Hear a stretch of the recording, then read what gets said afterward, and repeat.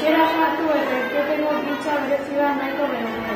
Atea automatikoki ireki eta izateko. Funtzionamentua hola da, kable bat zuzenean juten da solenoidetikan pila edo bateria batea, eta bestian, erdian, dakala etengailu bat, eta beste kable bat etengailutikan solenoidera. Hemen ranura badaka, bertatik txartel bat sartzen.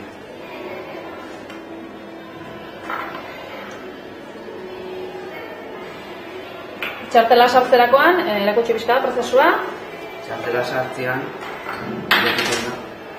berriro ingo dugu. Zera, txartela zera.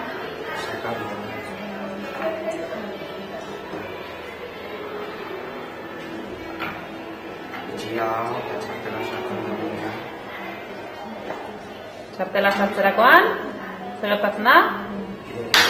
Iltzea gora joaten da eta ireki egiten da. Bai, ez da? Hori da gertatzen dena zergatik? Gorrea imantatu. Solenoidori imantatu egiten da. Bale, lortu duzu erduan eskatutakoa? Bale, mila esker.